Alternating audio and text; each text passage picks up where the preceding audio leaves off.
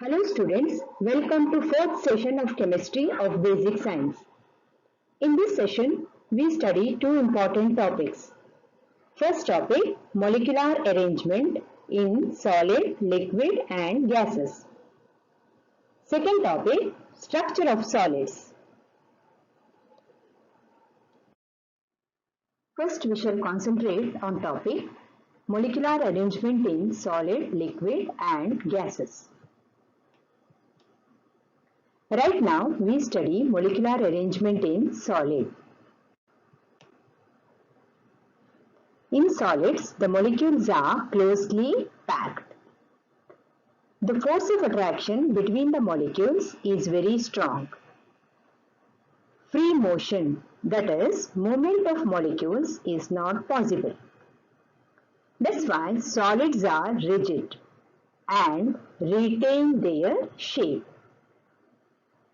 Example, rocks. Here we study molecular arrangement in liquids. In liquids, the molecules are loosely packed. There are intermolecular spaces in liquids.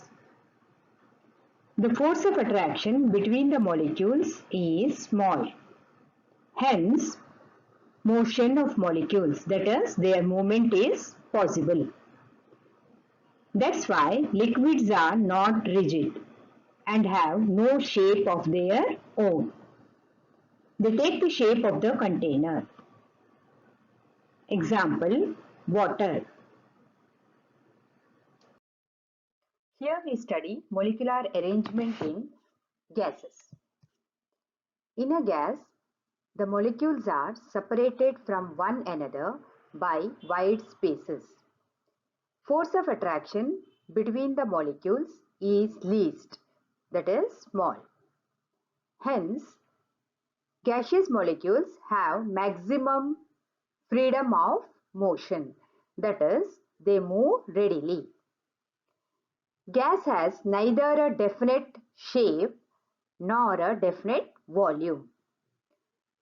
Gases and liquids are called fluids because of their ability to flow.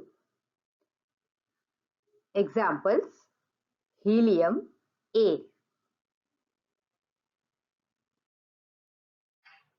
Let us now summarize the molecular arrangement in solids, liquids and gases.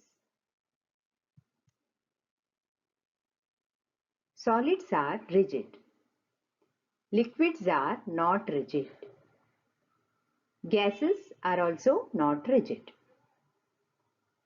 Solids have fixed shape. Liquids do not have fixed shape. Gases also do not have fixed shape. Solids have fixed volume. Liquids also have fixed volume. Gases do not have fixed volume.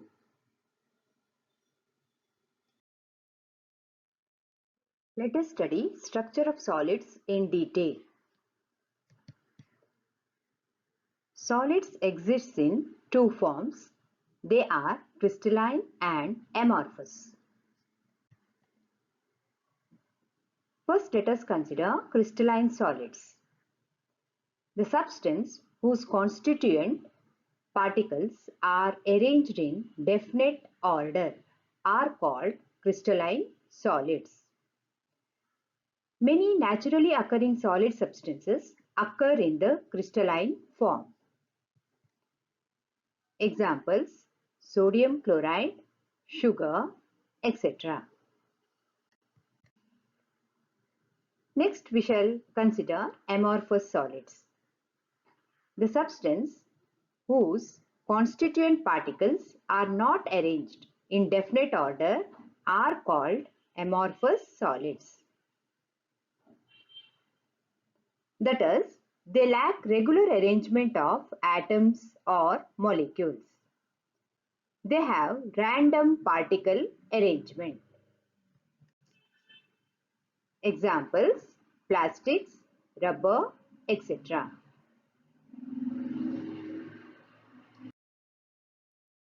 Just have a look at the crystalline and amorphous solids. In crystalline solids, the constituent particles are arranged in definite order.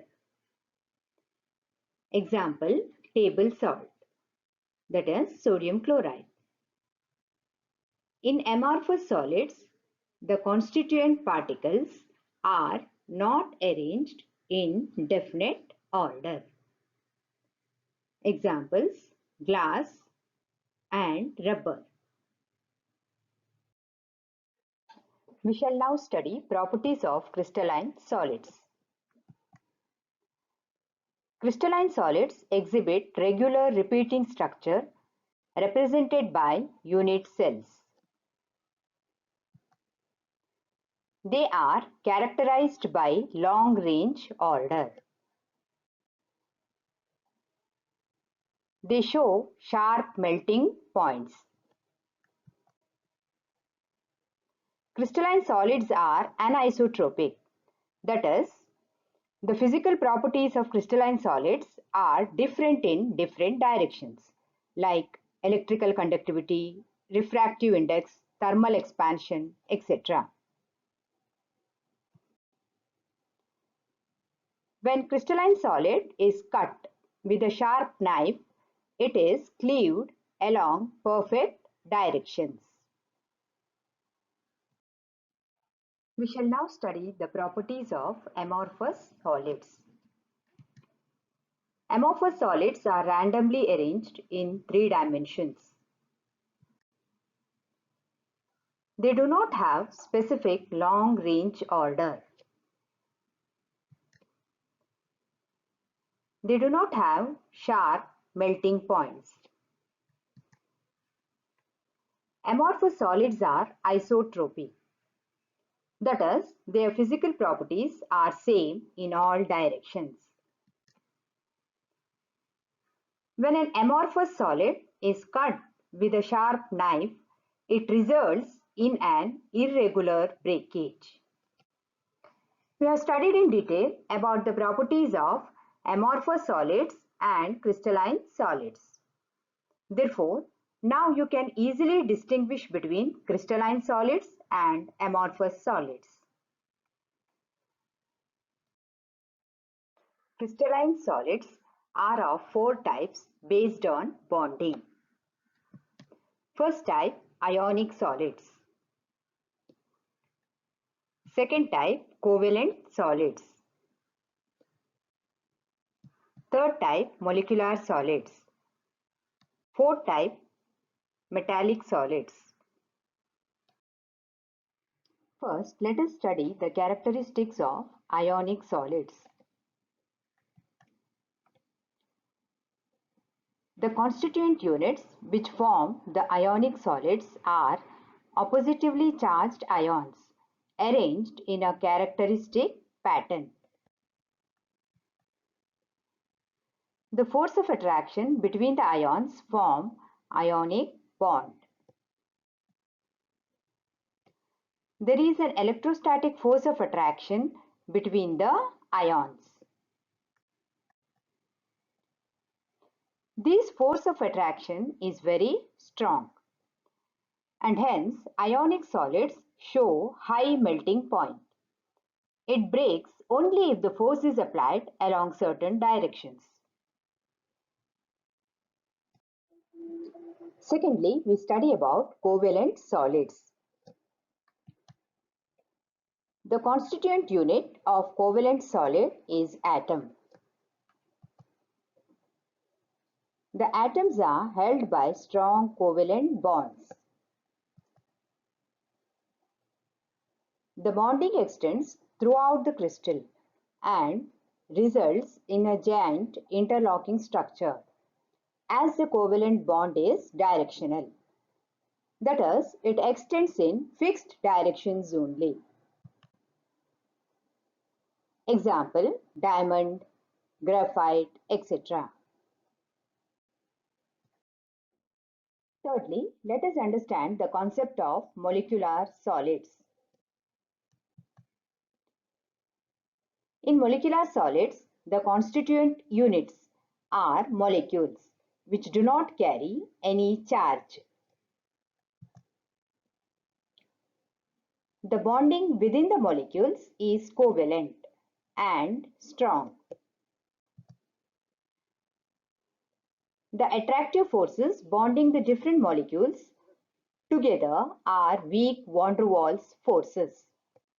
Due to van der Waals forces, the molecular solids are soft and vaporize readily.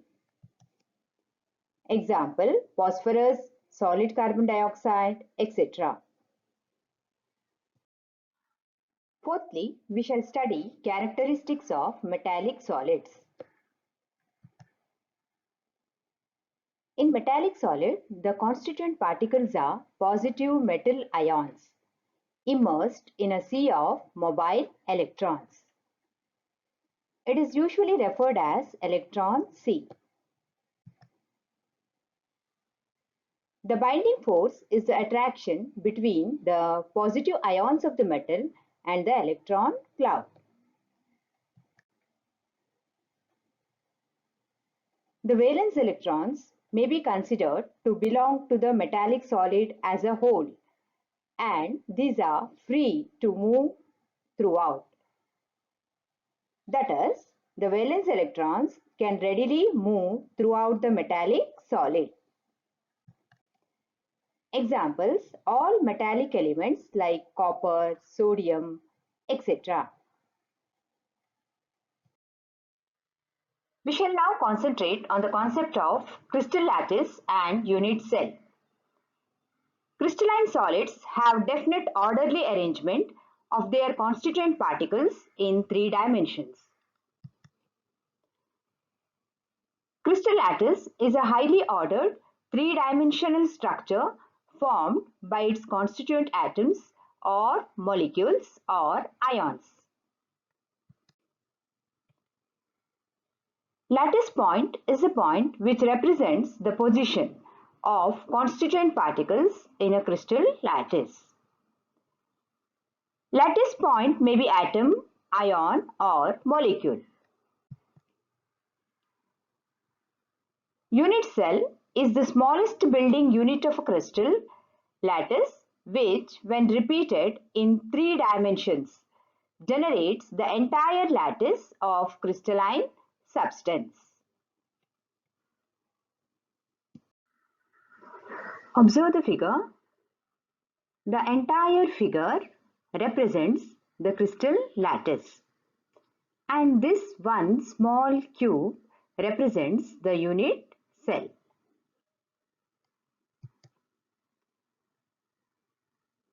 The unit cell in 3-dimensional lattice is represented by lengths A, B and C, and the angles alpha, beta and gamma.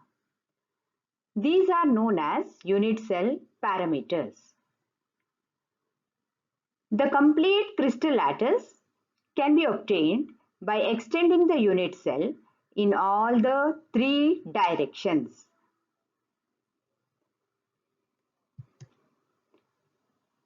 In a cubic crystal, the intercepts on the 3 axes, that is x, y and z, are equal, and all the angles, that is alpha, beta and gamma, are equal to 90 degrees. Most metals and many other solids have unit cell structures described as simple cubic, body-centered cubic, face-centered cubic or hexagonal closed packed. However, the structure can change depending on the temperature. The unit cells have 7 different types, namely cubic, tetragonal, orthorhombic, hexagonal, rhombohedral, monoclinic and triclinic. It is observed that a cube has 3 types of lattice: simple cubic, body-centered cubic and face-centered cubic.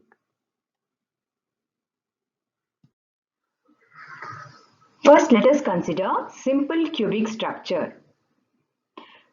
Simple cubic unit cell has atoms at each of the 8 corners of a cube.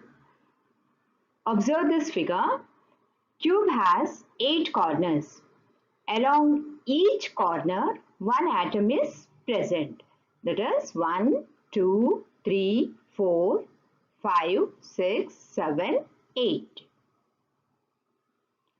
Coordination number is the number of atoms or ions immediately surrounding a central atom in a complex or crystal.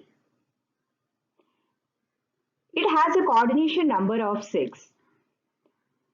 Simple cubic structure is found in crystal lattice of polonium metal, sodium chloride, potassium chloride, etc. Next, consider body-centered cubic structure. The BCC unit cell has atoms at each of the 8 corners of a cube plus one atom in the center of the cube. Observe this figure. 1, 2, 3, 4, 5, 6, 7, 8. Plus one atom in the center of the cube. As we have studied earlier, coordination number is the number of atoms immediately surrounding a central atom in a crystal. It is said to have a coordination number of 8. Metals having BCC structures are sodium, lithium, potassium, iron, etc. Next, consider face-centered cubic structure. The face-centered cubic structure has atoms located at each of the corners and the centers of all cubic faces. Observe this figure. 1, 2, 3, 4, 5, 6, 7, 8. These are the atoms at the corners of the cube. Cube has 6 faces. At the center of each face, one atom is present. That is 1, 2, 3, 4, 5 and 6. We know the definition of coordination number. It is said to have a coordination number of 12. Some of the metals that have the FCC structure include aluminium, copper, gold, lead, etc.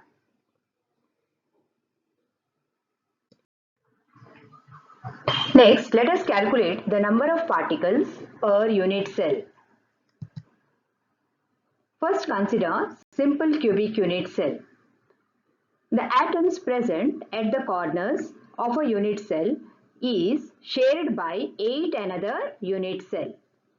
Therefore, each atom contributes 1 by 8 to the unit cell. Hence, number of atoms in a simple cubic unit cell is equal to 8 into 1 by 8, that's equal to 1 atom. Secondly, consider body-centered cubic unit cell. The atoms present at the corner of a unit cell is shared by 8 another unit cell. Therefore, each atom contributes 1 by 8 to the unit cell. That is, 8 atoms of the corners, that is equal to 8 into 1 by 8, that's equal to 1 atom. The atom present within the body of the unit cell is shared by no other unit cell. Therefore, each atom contributes 1 to the unit cell. Hence, atoms at the body center is equal to 1 atom. Therefore, number of atoms in a body-centered cubic unit cell is equal to 1 plus 1, that's equal to 2 atoms. Thirdly, consider face-centered cubic unit cell. The atoms present at the corners of a unit cell is shared by 8 another unit cell. Therefore, each atom contributes 1 by 8 to the unit cell. That is, 8 atoms of the corners, that's equal to 8 into 1 by 8, that's equal to 1 atom.